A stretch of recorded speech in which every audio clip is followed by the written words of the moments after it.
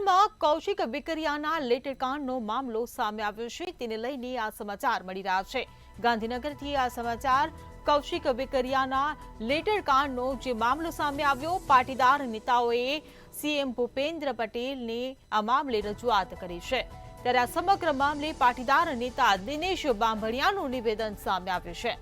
ઓફિસમાં કામ કરતી દીકરીને આરોપી બનાવી દીધી તો મુખ્ય સાક્ષી બનાવવાની જગ્યાએ આરોપી બનાવવામાં આવ્યા। તો ગાંધીનગરથી આ સમાચાર।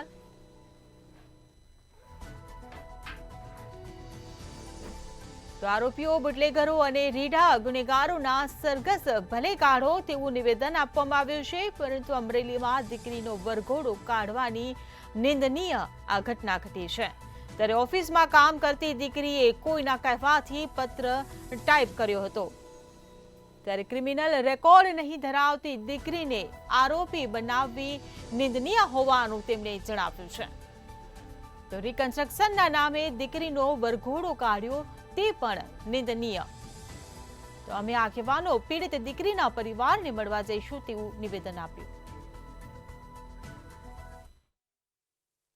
ઘટના સામે આવી હતી, પોલીસ દ્વારા જે સરઘસ કાઢવામાં આવ્યું તેમાં પાટીદારની જે દીકરીને પણ જે છે આરોપી કોઈ પણ સમાજની દીકરી હોય અને આવી રીતે ઓફિસમાં નોકરી કરતી હોય એની સામે જે ગુનો નોંધાયો છે અને ગુનામાં એને સાક્ષી બનાવવાના બદલે જે આરોપી બનાવવામાં આવ્યા છે તે બિલકુલ ગેરવ્યાજબી છે। સાથે સાથે એ દીકરીનું રિકન્સ્ટ્રક્શનના નામે જે પોલીસ દ્વારા સરઘસ કાઢવામાં આવ્યું છે તે ખૂબ જ સમાજના લોકો અને પરિવારોની લાગણી દુભાઈ છે। ત્યારે આ બાબતે સમાજ અને લોકો દ્વારા મુખ્યમંત્રીશ્રી અને ગૃહમંત્રીશ્રીને પણ રજૂઆત કરવામાં આવી છે।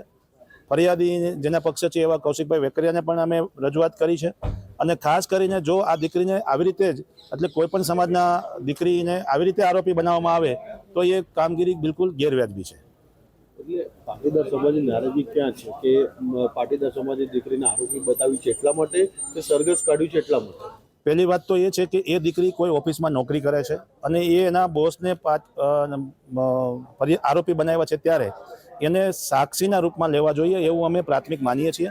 પરંતુ આરોપી બનાવ્યા પછી રિકન્સ્ટ્રક્શનના નામે એક દીકરીને જે કોઈ ક્રિમિનલ રેકોર્ડ ધરાવતી જ નથી, એક નોકરીના ઓફિસના બોસના ઓર્ડરને પ્રમાણે ફોલો કરનાર વ્યક્તિને સરઘસ કાઢીને ગામમાં એનું જે રિકન્સ્ટ્રક્શન કરવામાં આવ્યું છે તેને લઈને ખૂબ જ લાગણી દુભાઈ છે।